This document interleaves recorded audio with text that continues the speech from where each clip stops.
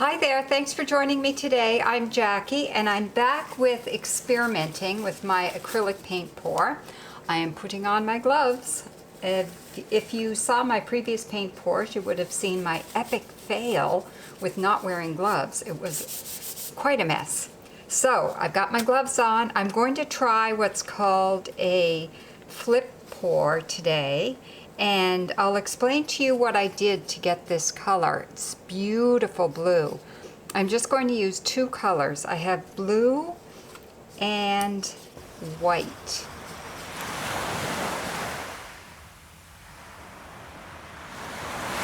I'm still experimenting with this whole process. I'm quite enjoying it. But I wanted to try something new, so I'm doing it on a fairly small tile here. So what I'm going to do, I'm going to start with the white, not the blue. I'm going to pour a bit in, and I'm just going to alternate blue and white pours into this cup until the cup is full. And then I'm going to flip it over onto my tile and see what happens. I'm using a different formula here today, so I'm curious to see what will happen with it. May or may not work. And I think I will top it off with white. And I've got some left in each cup in case I've got spots I need to fill in. Then put the tile down on top of the cup and flip. Whoops, didn't come out quite in the middle, that's all right. So, hence the flip pour. And then you just let that sit for a few seconds. So I'll explain to you what I did to get this blue. I used a combination of phthalo blue, turquoise, and metallic blue. I can't tell you the proportions because I just kind of randomly mixed. And then I added this floetrol product. Apparently that's one of the popular ones for paint pouring, so I got some and I'm giving that a try to see how that works, and stirred it up. I did add a little bit of water to thin it out a bit because when I was reading online, a lot of people add a bit of water to it as well. And then you just let that go. See what happens. Oh, it's very flowy. Look at that. It's flowing off the edge. I might have made it a bit too thin. Anyway, we shall see what I get. This is an experiment. I wanted to do a bigger one, and I thought, no, Jackie, resist the urge. Do a small one and see how it works. And what's happening here is that even though I only use two colors, the whites and the blues are blending to give me all sorts of shades of blue. This is kind of cool. Let that sit for a second and see what happens. I think I'll put a tiny bit of white here on the corner and this corner, just so I don't have to tip too much, and some blue on this corner and this corner, just to see what happens. Oh, I got a few drops of blue in there. I don't think that'll hurt.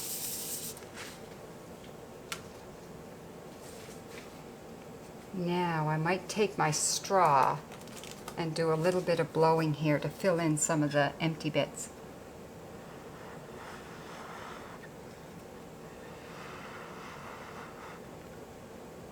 This is still very much an experimental process for me. It takes a while to learn new things.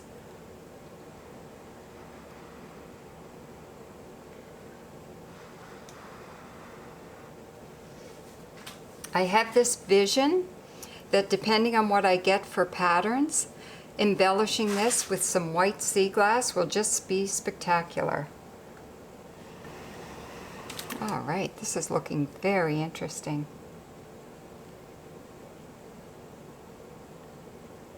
I know when I've watched people doing videos, they don't tend to fuss too much, and I am so tempted to just play and fuss, and I'm thinking that that's not the way to go.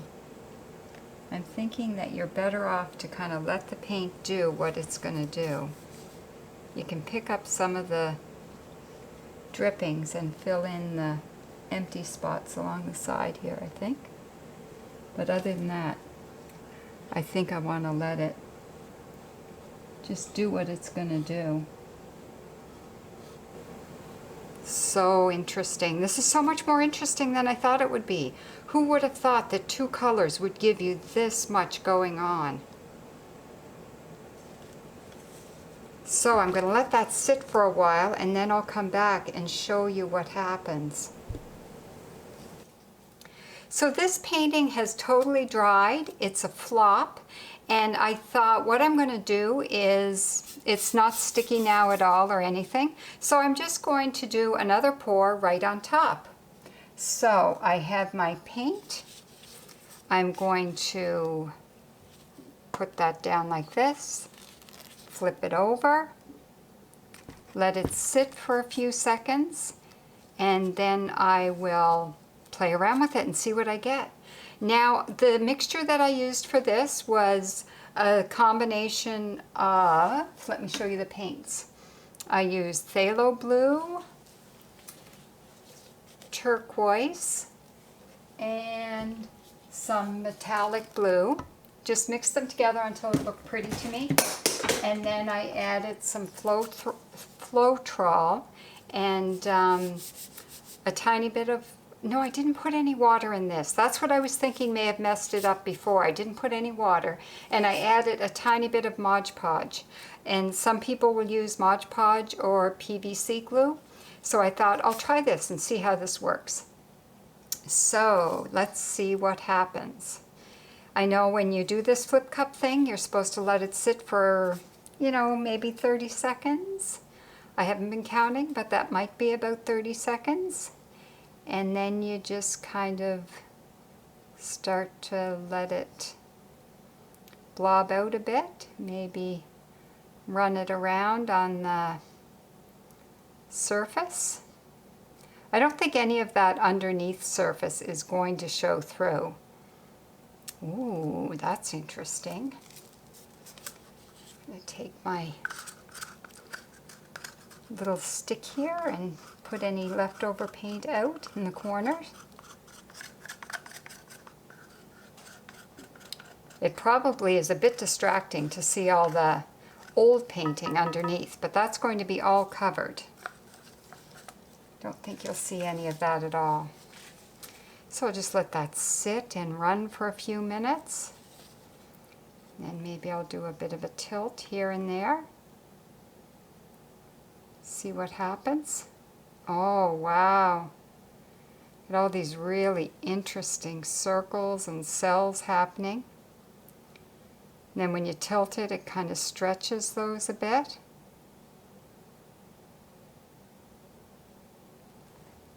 Oh, man. Looks almost like a ghost in the middle there where I had the white.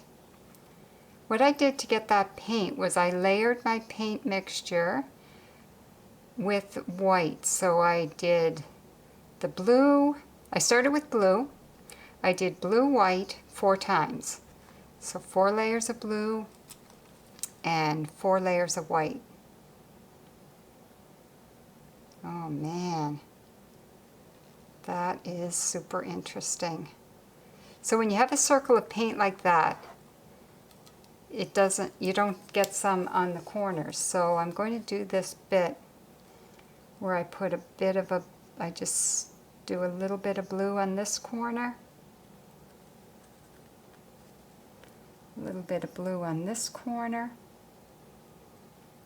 and I'll run it all in together there. Whoops! Drop some blue right in the middle of my white, which will add some interest. And I have a little bit of white in this corner.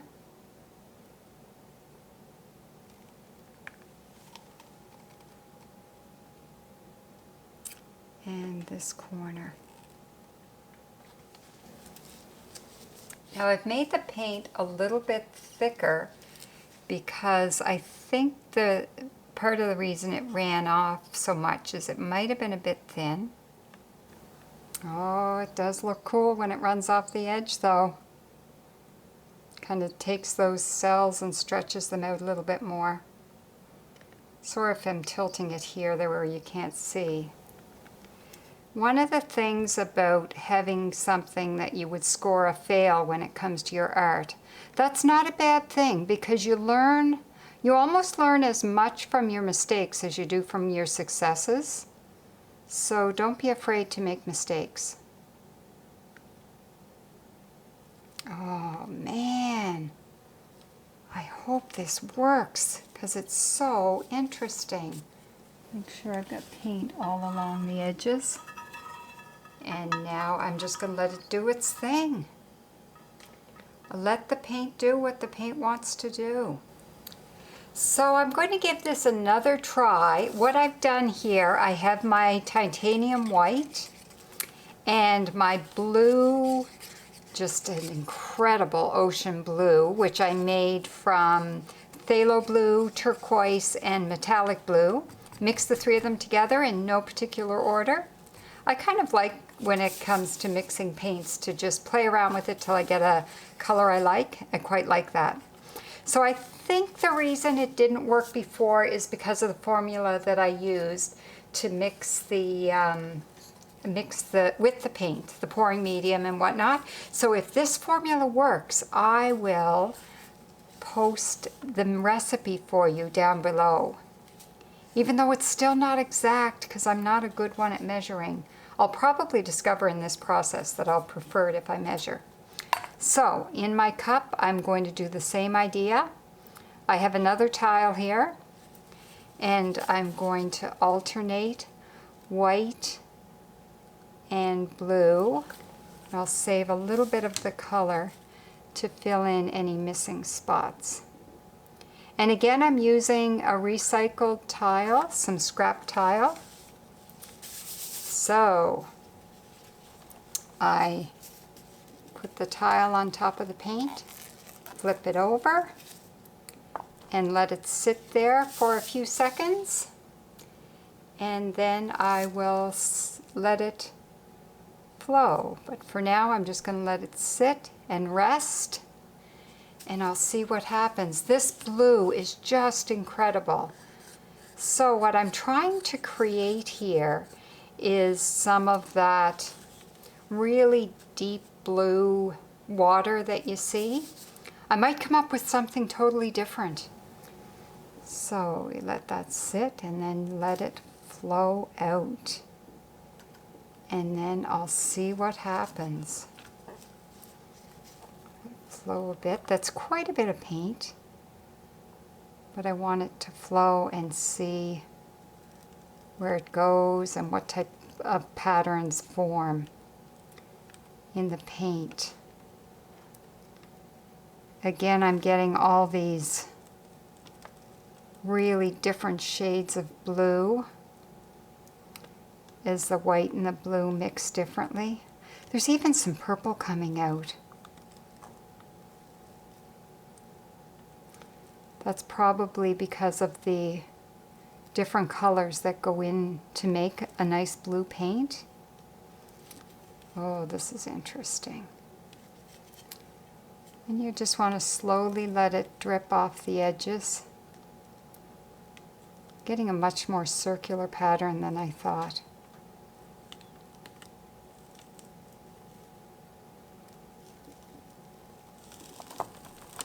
Just let that sit for a second.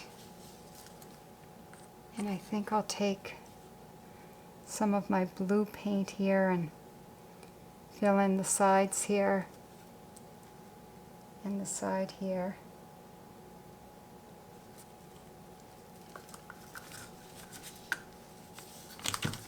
And some white here on the other two corners.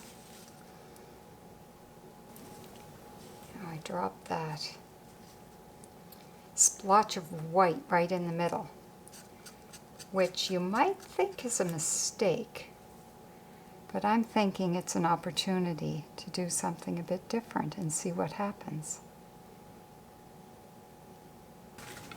Now I think I'm going to look at blowing this a bit with the straw.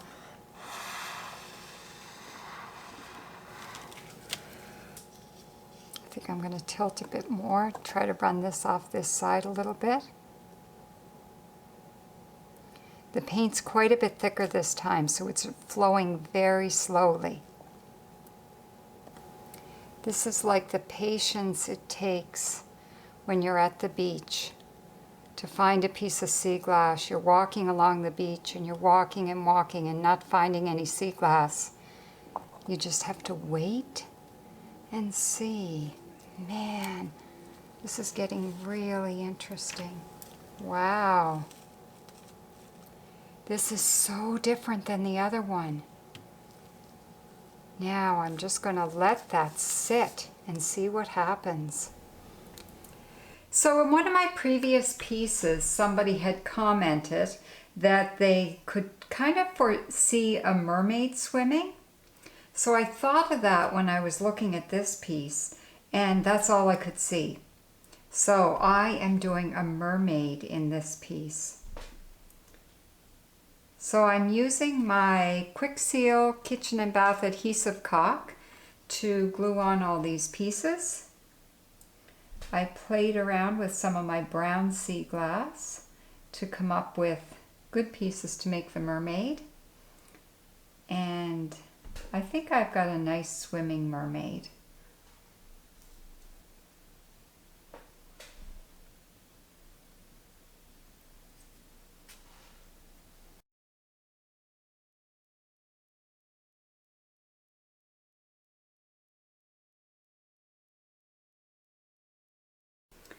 So I see the silhouette of a mermaid swimming there. I hope you see that as well.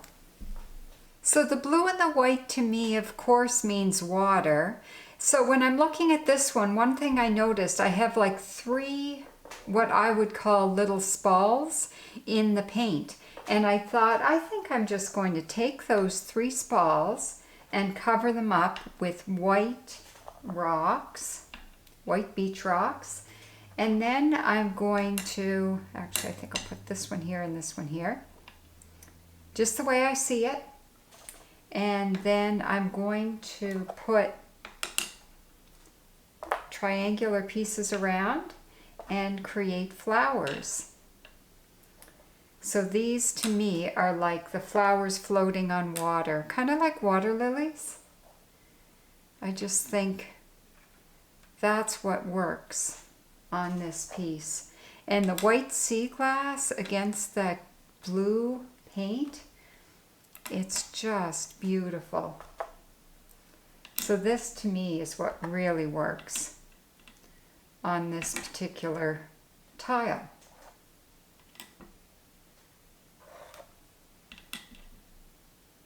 So 3 flowers floating on the water. So there you go. I think that really does bring that tile to life. And the flowers floating on the water, it just really works for me. So my lesson of the day for this video is that you can learn more from your mistakes than from your successes. So I'm just going to zoom in here so you can take a closer look at some of the details. I learned an awful lot about paint pouring with doing these 2 pieces. I learned a lot about the mixing of the colors, the mixing of the pouring medium with the paint, and just what can happen with just 2 colors. That really deep, rich ocean blue and white really work well together to bring me back to the beach. So I really hope you enjoyed this video and that you learned something from it, and I hope you make it to the beach, and happy sea glass hunting.